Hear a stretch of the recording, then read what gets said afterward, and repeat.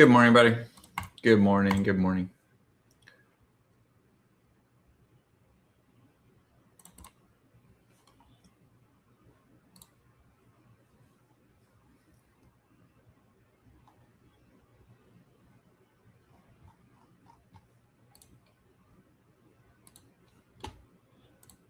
Yeah, hello. Good morning. Hope everybody's doing well. Depending on where you live, preparing for a winter storm. So, George, check out my X post. If you're not watching us on X, I had extensive commentary with key levels for today.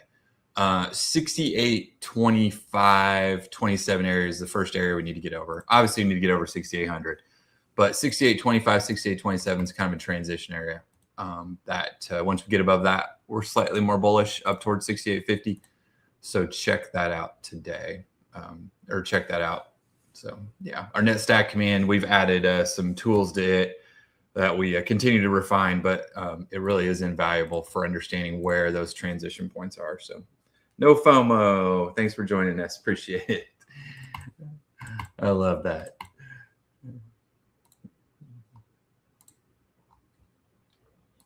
Hopefully you've been trading for a while, no FOMO. And you've ingrained no FOMO into your trading plan. All right. Good morning, everybody. Good morning. All right. Let's go ahead and get started. This is Michael coming to you from Game Edge on Wednesday, January 21st with our pre-market prep session. As always here at Game Edge, we're going to cover our 3 pillars: sentiment, structure, and trend. I posted extensive commentary this morning on X, so make sure you follow us there. You'll be notified when we go live. Good morning. And then as well as YouTube, and you'll be notified when we go live. And you can watch this as a recording after this presentation's over. So as always, we'll jump right into our market trend model. Significant move to the downside. Obviously, I'm sure Taylor was talking about this yesterday on the gap down. Quick orientation, the bolded white line. Good morning, Jeffrey, is instantaneous intraday cumulative tick. So that's buying versus selling in the overall market. And if we're under these key railroad track, what we call momentum moving averages, then obviously we're bearish on the overall market because there's more selling than buying. And obviously we just want to stay on the right side of the market. That's all this market trend model is telling us. And now we're actually cutting through the colored ribbon. So the colored ribbon is our longer look back period. That's how we position money for longer periods of time in the overall market. So we're cutting that top area, which is our red. So this gives us a negative slope on the red. So that turns off our mechanical portfolios. So our wheel strategy and P-trans to PX mechanical portfolios are now turned off, and we not be putting capital to work. Basically, this just keeps us out of a significant pullback in the overall market. Now, we're not going to catch the top. We're not going to catch the bottom, but this keeps us out of the meat of the move. Now, historically, we have tested the colored ribbon and we've turned back to the upside, or we could just cut right through the colored ribbon and move to the downside, and then obviously be looking for a larger pullback in the overall market. So we're kind of at an inflection point with our market trend model here. We've turned off the mechanical portfolio, but this could easily just turn back to the upside and resume the uptrend. If that does, it'll first cross back above the red, the upper portion of the colored ribbon, and then cross back above the railroad track momentum moving averages. And then we'd be starting putting capital back to work in a progressive exposure manner. So progressive exposure basically means if you're wanting to get to 100% exposure in the overall market, your first cross back above the white, above the momentum moving averages, maybe 25%. So if you're using leverage ETFs or just going long, however you prefer to do that in the market, then you'd put 25% of your portfolio to work and just continue to grow that as the days continue to stack onto each other. All right, moving on to our trading view market trend model. Obviously, we had a little bit of a rise up yesterday after the gap down.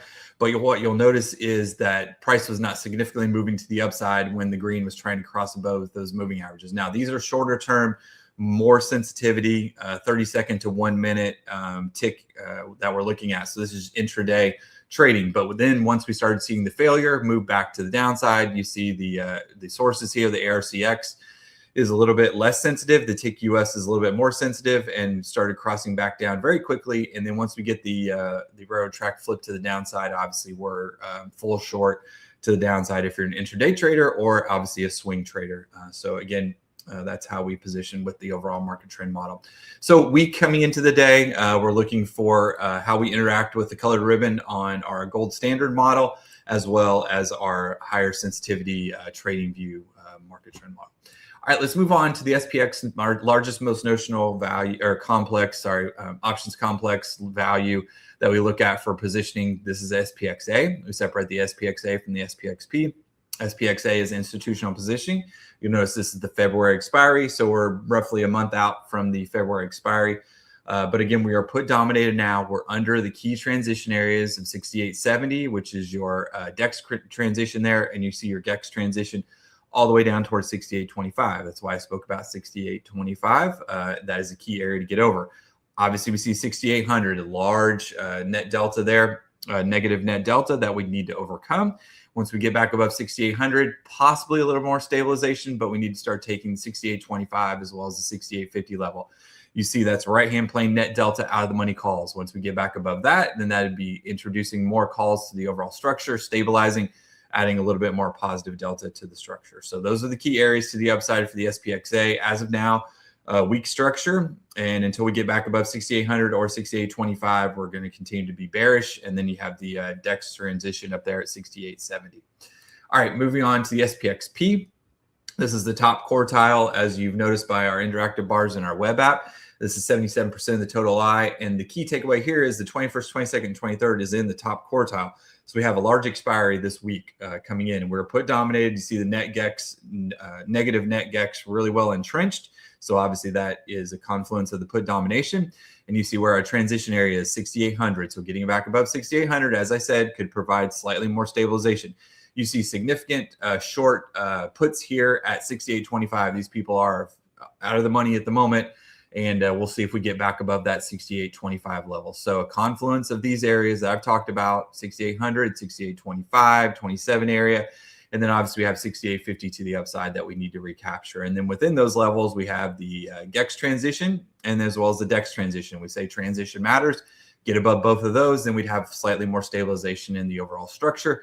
Again, significantly weak though, and still bearish. We're just saying that would be a little less bearish if we move it back above those key transition levels, as well as those key levels. So we'll continue to watch that. And then the expected move, obviously extremely expanded because of the increase in volatility. And we'll talk about that on the net stack command. All right, moving on the SPXP GEX ratio, we're down below the 0.5 level. Historically, this has been an area where we could see a bounce, 0.6 to 0.5, and then a bounce back towards the 1 level. And then the market decides if it wants to continue to sell off to the downside. The key takeaway here is with the larger move in the SPX to the downside, we are seeing the resulting GEX ratio move to the downside. So this GEX ratio is based on short-dated call versus put gamma. And the time component is obviously gamma. So the higher weighted short exposure lets you know that this is significant out of the money positioning puts to the downside. And we're continuing to see that. Now, if we see this change back and start crossing back above 1, then that means call speculation is coming back in the overall complex, and we'd be a little less bearish for a significant move to the downside. But we will be watching for a bounce area around here, as the extreme is usually 0.5 area where we see some sort of resultant snapback bounce, at least toward that 1 level. And then we can check the overall positioning and see how market participants, was this just a put covering event and move back towards the 1 level, or do we see a put covering event with out of the money call speculation come in? And those two components would provide us an opportunity to move back to the upside. All right, moving on the SPXP delta balance, obviously, as you would anticipate, extremely bearish. We're separating the left-hand plane from the right-hand plane. So right-hand plane is that green out of the money call speculation. We talked about it last week that it was starting to weaken. I'll move back here. You saw this on the 15th, that out of the money speculation continued to weaken, even though we saw a slight jump. The delta balance aggregate was continuing to drop below 0. So we discussed this actually last week and the previous week on the SPXA, that there's a possibility of weakness heading into mid-January after OPEX. And now that came to fruition. And we're seeing these planes. Obviously, we see the right-hand plane continue with the negative slope, left-hand plane, slight positive slope, but you're well below the 0 line, which is the balance between calls and put speculation. So bears are continuing to maintain control. And again, even into next week, we really see the right-hand plane bounce back towards 0, but does not overcome. And then we see the weakness continue to creep back in, and the aggregate delta balance is still at -1. So call speculators and bears still in control of the overall complex, even if we see a short-term reprieve in the pullback in the overall market. All right, moving on to the SPXP net stack command. Now, this net stack command is I'll explain it really quickly, highest sensitivity levels where you could see price interaction. So to the downside, we see these delta overall structure is out of the money puts to the downside, in the money puts to the upside. So again, put controlled bear structure. But we see the out of the money puts flip to in the money calls, okay, at the transition point of 68.26. As I said, if we get back above 68.25, 26 area, this is the key. This is a specific calculation. Then we move to a call dominated structure below us. So again, that would be supportive. And then the in the money puts, you see the in the money puts move towards the out of the money calls. That would be a call dominated structure. If we get back above 69.27, obviously significantly to the upside. So probably not going to happen today. But then you can go line by line. Where do we flip from out of the money puts to in the money calls? 68.71 on the charm side. Where do we flip from out of the money calls to in the money puts? 67.73. So if we get below 67.73, these out of the money calls will change towards in the money puts. Again, significant headwind on the charm side. Same thing down here. Where's that transition point? 68.71. So we need to cross back above 68.50 and 68.71, which is a far shot for us. So we're not really anticipating that to change. Gamma, same thing. And then Vanna is showing us basically that to the downside, if we start crossing these levels to the downside, 67.60, Vanna will start to kick in and be a significant headwind and adding more negative delta at a faster rate to the downside. And most likely we'd be seeing much more weakness in the overall structure and complex. Same thing, move back to the upside, 68.71 here, and then 67.73. These out of the money calls could become, or from out of the money calls to in the money puts, if we move back above 67.73. So again, this whole structure is showing you, and we'll place the commentary here, what this means, what the shifts means, and where the transition points. So this is vital to your intraday trading plan and understanding moneyness matters, as we always discuss, but where these sensitivity points are, and we shift from put dominated to call dominated, which call dominated is more stabilizing and more supportive in the overall structure, depending on if you're below those levels, obviously for out of the money calls, or if you're transitioning above those levels to the downside, back to the upside, and then providing supportive type action for any pullbacks. So again, I posted the commentary. We won't do this every morning, but this is what we provide to our members each and every day with the trading plan also. So moving on to the SPXP net stack command, put dominated for the day, drunken sailor range. I did not put the secondary arrows on today just because the transition levels are misaligned. It really would, probably provide some confusion. So I'm not really going to put that in there today. I think we've laid out the key levels for everybody to understand. 6,800, 68.25, 26 area, provide more stabilization. Need to get above that. That's the DEX transition. You'd be in the overall DEX transition, and then you'd be in the drunken sailor range. You see very low exposure here from 68.30 all the way up to 68.50. So if we do get some out of the money speculation come in and puts closing, we could drive rapidly to the upside towards that 68.50 level. But I believe it's going to be extremely choppy, all right, within this overall level. But if we get above these levels, again, we could have a quick move back to the upside, snapback rally that we looked at on the net stack command, as well as the overall structure. And then we'd start to take a stock of where we're at and what our intraday vol-in command is telling us via out of the money speculation market participants, as well as out of the money puts. And then we'd understand kind of where we're at. Again, if we do get above drunken sailor range, 68.70 is going to be that key point to the upside that we will need to get above, as I talked about on the net stack command. All right. A lot of stuff covered this morning, commentary with where we're at in the overall structure. As always, gameedge.us newsletter, put your email in. You'll be delivered this on the weekend. We've had significant number of people, thousands within the past few months, take advantage of this. Again, free education and content. Go to the free courses, GameEdge FastPass, all free. Again, this continues to expand for our education components, and then go to the blog. Again, extensive education articles about how we navigate the SPX option structure, how we look at our tools. And then obviously it's just stuff about options in general if you're new to options, and make sure you check that out. And then as always, click on the pricing tab, come to our Discord, 14-day free trial, all the tools turned on. Our team is in the trenches trading with you, and we've got great feedback from our members really over the past few weeks about the new tools that we continue to roll out.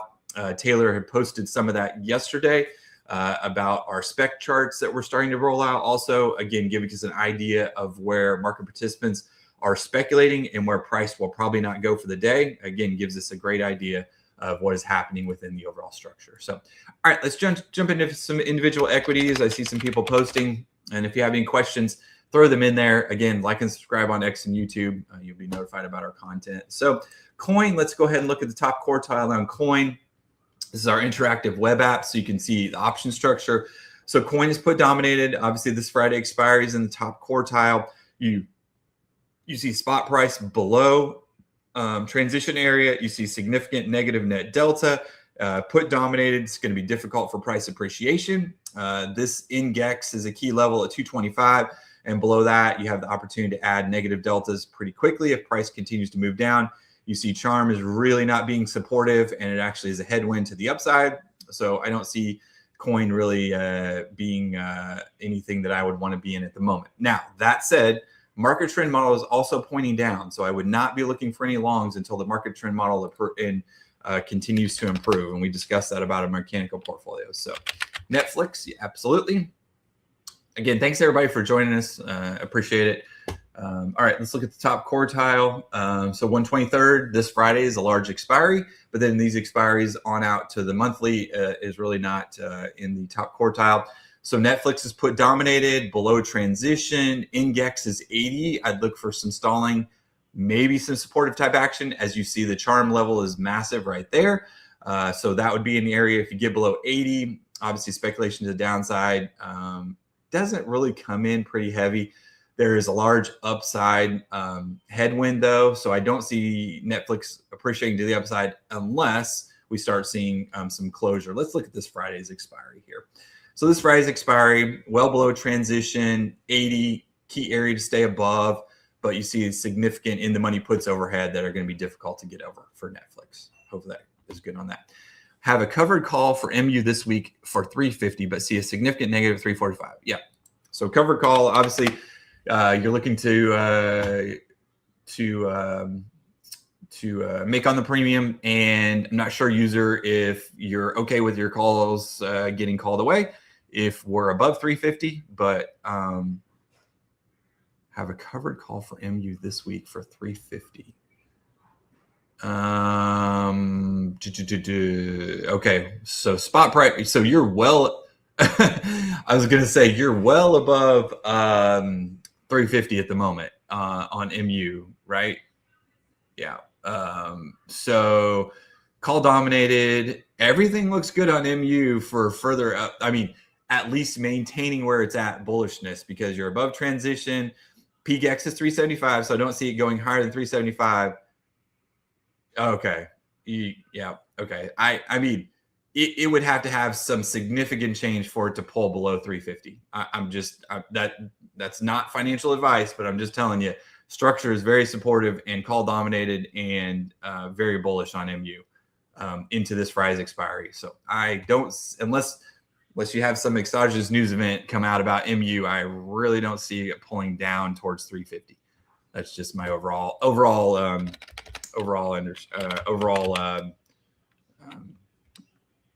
summary of MU. Sorry. All right. Microsoft for earnings January 28th. Okay. Let's look at this Friday. Yeah, you're welcome, user. Sorry about that. Put dominated Microsoft for this Friday. Significant headwind. Not really seeing it going up there. You're below transition. The 30th, put dominated. You're within the overall transition. 460 to the upside's PGX. So I really don't see it go above 4. Well, if the earnings are on 28th. So heading into the earnings, structure is put dominated at the moment. So, and we'll see what earnings look like. CLS. Let's look at CLS. I think I had a trade on CLS last week. Call dominate. Let's look at the top quartile on CLS. So the 30th is actually in the top quartile, which is interesting. So this Friday is not. CLS call dominated, looks good. Upside speculation 350 still holding in, looks good. I sold. I did some cash per puts on CLS last week. Made a nice premium on them. I think I'd have to check but you're within the overall transition, so probably a little choppy. Supportive down even towards 280, but to the upside, speculation looks good on CLS, holding in well. BLNE, it doesn't have high enough OI for us to make a dealer control or structure on it. So sorry about that. BE looks great. I actually had a trade on BE. I sold puts this week on BE, heading into this week. Yesterday actually. So call dominated, looks good. BE has been on a lot of our scans, Perry, as in moving to the upside. So everything looks good on BE. Nothing. I mean, call dominated, supportive, above transition. Everything looks good. For a move up towards 160. Now, it is at some key levels overhead that we could see some stalling, but everything looks good on BE. GLD looks good. It's been all of our scans last night. Supportive type action. Speculation to the upside. Above transition. GLD looks good. But we're a little bit above PGEX there. So on BE, yeah, just not financial advice. So take that with a grain of salt, but everything looks good on BE. I think you got 2 days. Not sure what the premium is. I would go a little bit more conservative on BE, and not look to go for some sort of crazy premium. Just take a base hit if you're looking to do that. Okay, that would be. But GLD looks good also. So yeah, that would be my. I think I did the 140. I can't remember. I'm sorry. Yeah, no problem. I can't remember. I think I did 144, 145. And the reason on BE I did 144, 145, I'll show you this here, this is our key levels, 153.75. So key levels for us here are plus X is 150 and P-trans is 149. And this continues to be supportive, and that's an area to stay above. And we're 153 pre-market, so my premium obviously is doing very well at the moment. I think I did 145, and I was just looking at an overall area as well as our key levels. And we actually have multiple scans that allow us to look for wheel options candidates, and it's been doing extremely well. So I would, if you're looking for how to find candidates for the wheel, I would encourage you to come into our Discord. We have live portfolios that are running with people posting their results, including our team member Paul. Just had great results with our scans and how we look at the overall structure and understanding which stocks we should be going in, as well as using the market trend model. But yeah, I think 145s is what I took. I'm a base hit guy. I'm not looking for the home run on premium. I just want to generate income every week. And just continue to rinse and repeat. So, I'm not doing crazy, trying to grab crazy premium with, deltas 40, 50, or closer to the money. I'd just rather, if I get assigned, I get assigned. I mean, definitely it's a good stock. So I have no problem with that and just sell covered calls against it. But if I can just collect nice premium for the week and get nice income and just rinse, repeat, that's what I'm going to do. So. For SPX options, do you have any tools to pin end of day butterfly? Yes, we do. Yes, we do. Yes. Our volume command is, and we're rolling out these spec maps. If you've looked, Taylor posted those, I think, yesterday or the day before. So check those spec maps out. We are really honing in on